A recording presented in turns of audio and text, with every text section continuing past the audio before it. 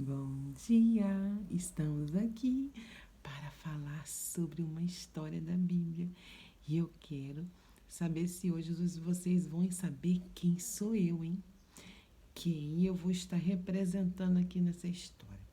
Eu estou aqui cercada de plumas para simbolizar o mundo, para simbolizar a ausência de Deus na minha vida. Eu estou usando essas penas coloridas, essas plumas, para que vocês pensem o que significa ela e que festa nós estamos se referindo, tá bom? Mas antes disso, vamos orar? Então eu vou tirar isso aqui, porque Deus não compactua com o mundo, não é assim?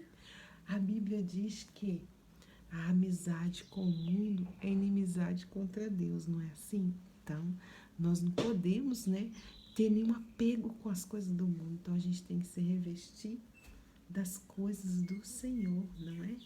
Usar as nossas vestes celestiais, não é assim?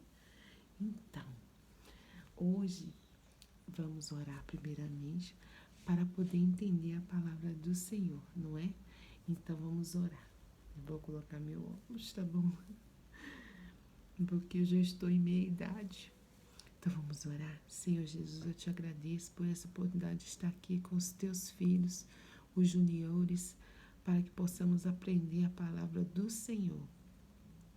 Nessa série que está ilustrando a história de José, para que possamos entender qual o propósito da vida de José e quão fiel é a tua palavra, cumprida na vida desse jovem, que até hoje tem muito a nos ensinar.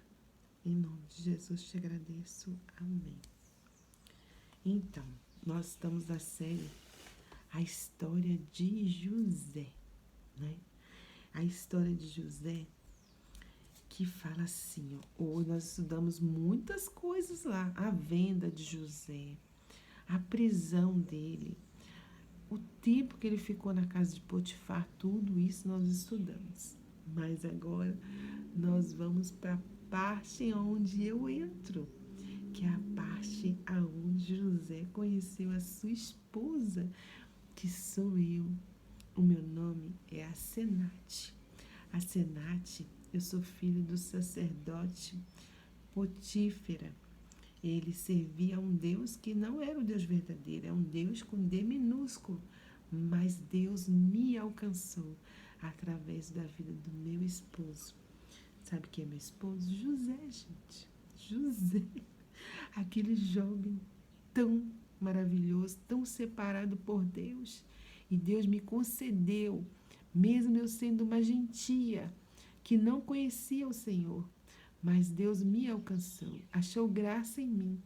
Assim como lá na frente, Deus olhou e viu aquela jovem Maria e viu graça nela, não é? Ela já era convertida, seus pais serviam a Deus, né? O seu esposo, que era o prometido José, servia a Deus, né? E ela foi alcançada, mas ela não só por costume, o coração dela era voltado para o Senhor. E Deus achou graça em mim também. E eu vou contar essa história bem certinha para que fique guardada no coração de vocês, tá bom? Então, eu estou usando isso aqui por costume do povo hebreu, né? O calor causticante né? Daquelas terras, né?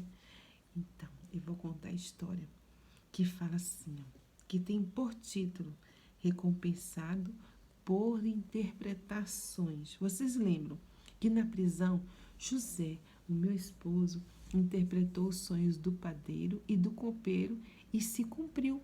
Porém, quando chegou lá no palácio, em que o copeiro foi instituído a sua função, o que aconteceu? Ele esqueceu do que José tinha falado e pedido a ele que intercedesse, porque José era inocente, totalmente inocente. Deus trabalha em prol dos seus filhos, não é? Mesmo que a circunstância parece inóspita, que não é favorável, não parece, né? Será que eu não estou indo para a escola? Nessa monte de lição, Deus está trabalhando ao nosso favor. Embora nós não estejamos vendo tudo que o Senhor está nos livrando, mas o livramento do Senhor é muito grande, não é? Então, eu vou contar a história sobre Asenate. e a sua família. As criancinhas estudaram sob a proteção da família também. Então, eu vou dizer que Deus tem um compromisso com os seus filhos e Ele tem compromisso com a família. Olha só o que Deus fez através da minha vida, a vida do meu esposo. Então, o título da lição é Recompensado por Interpretações. E como Deus mudou a situação de José, a sorte de José. O versículo-chave que nós temos para memorização está escrito em Isaías 25:1, que diz assim: o Senhor, tu és o meu Deus, eu te louvarei o teu nome, pois tens feito coisas maravilhosas. Tem cumprido fielmente os planos seguros que há muito tempo já decidiste fazer. Então, vocês lembram do sofrimento de José, que eu já até pautei aqui. Os irmãos o venderam como escravo. A saudade da sua casa do seu velho pai, né?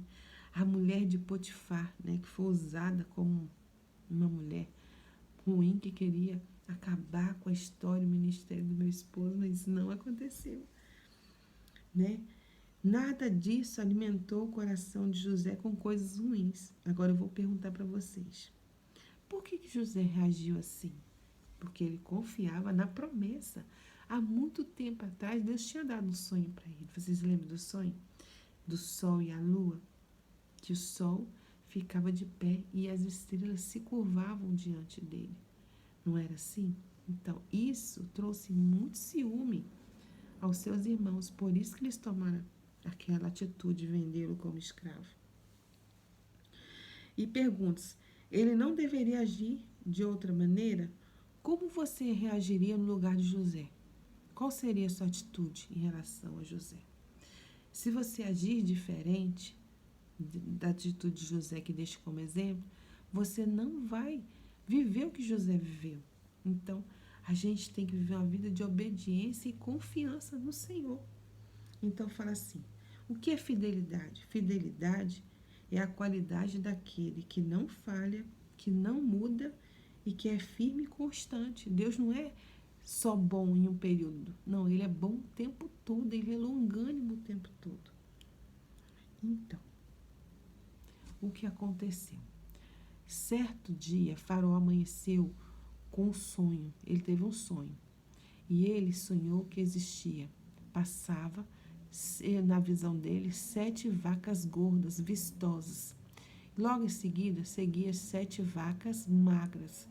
E as vacas magras engoliam as vacas gordas. Ele já ficou inquieto com aquele sonho.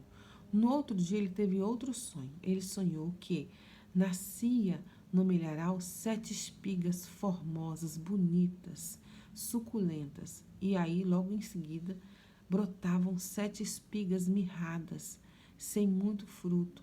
E elas devoravam as espigas gordinhas, as espigas fartas.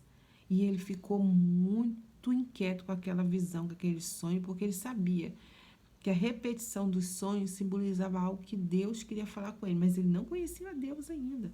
Mas era Deus que estava trazendo aquela visão do que iria acontecer. Ele chamou todos os adivinhadores, todos os sábios daquela terra que ele conhecia, para quem pudesse interpretar aquele sonho. Porém, o que aconteceu, se é dado por Deus, só Deus pode desvendar, não é? E o que aconteceu? O copeiro se lembrou, depois de 2 anos de José, ele falou assim, hoje, dos meus pecados me lembro hoje. E ele pegou e contou para o faraó que enquanto estava na prisão, ele teve um sonho, ele o padeiro, e aquele mancebo, hora nenhuma ele chamou José de escravo. Ele falou que era um mancebo, ajudante do comandante da guarda. E ele interpretou o sonho. Na mesma hora, o faraó mandou chamar José. Chegou o tempo. Chamou José para interpretar o sonho. Mas José não foi de qualquer maneira. Mandou barbear, colocar uma roupa nova. E ele foi à presença do faraó. E o faraó contou a história todinha. José, eu tive um sonho em que eu sonhei com 7 vacas gordas e vinham 7 magrinhas e comia as gordinhas. Depois eu sonhei também com espigas de milho.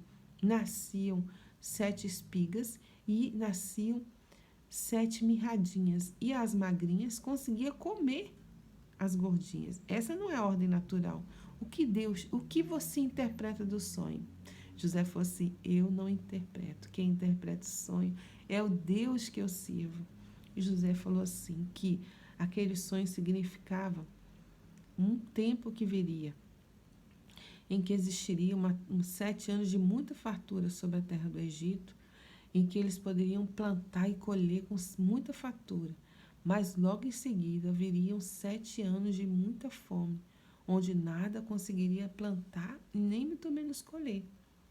E José falou assim: se me permite, eu gostaria de te dar um conselho. Coloque um governador que seja capaz de administrar, que dentro desses 7 anos que de muita fartura seja guardado, armazenado alimentos em grandes celeiros por toda a terra do Egito, a fim de que, quando vier os dias maus, os dias de fome, possamos alimentar todo o nosso povo. Olha só como José era sábio.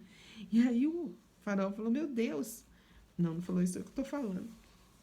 O faraó disse, né, no capítulo 41, no versículo 31, e disse o faraó a seus servos: acharíamos um varão como este em que haja o Espírito de Deus? Ah, era meu marido, era José.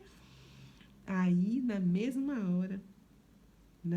hora, disse, no 39, depois disso, Faraó disse a José: porque Deus fez saber tudo isso, e ninguém há de tanto entendimento e sabe como tu. Tu estarás sobre a minha casa, e por tua boca se governará todo o meu povo. Somente no trono eu serei maior do que tu. Olha que coisa linda, eu fico emocionada. E sabe qual foi a primeira coisa que o faraó fez para honrar o meu esposo, que tinha passado tanto sofrimento? Ele colocou anel, tirou o anel da própria mão do faraó, colocou no dedo do meu esposo, deu-lhe um colar de ouro e me deu eu como esposa para ele, para que ele tivesse uma família que servisse ao Senhor. A história se completa, né? Eu era filha de um sacerdote que não conhecia Deus, porém o Senhor me alcançou naquele momento. Tudo estava na direção de Deus. Muitos dizem que esse casamento simboliza o casamento em que Jesus, né, veio ao encontro da sua noiva, que é a igreja, né? A igreja prometida, a noiva prometida. Mas eu prefiro acreditar que Deus, ele vela por aliança. Aquele casamento que o faraó, na mesma hora, constituiu, né? Me deu, né? Me deu para aquele, porque viu em mim que eu era uma moça diferente. Viu em mim atitudes diferentes. A Bíblia não relata isso, mas eu estou falando dentro da autoridade do Espírito de Deus, e que eu não era qualquer uma. Eu não tinha aliança com o mundo. Eu estava ali sem conhecimento do Senhor. E Deus me deu aquele presente, aquele rapaz tão bonito, aquele jovem separado, que não se contaminou, me deu como esposa para ele. E nós formamos uma família e tivemos 2 filhos e servimos a Deus todos os dias da nossa vida. Então, Deus, ele recompensa por interpretações. Qual o seu sonho, minha criança? Qual o seu sonho? Confia no Senhor e Ele realizará o desejo do seu coração, que seja para a glória dEle.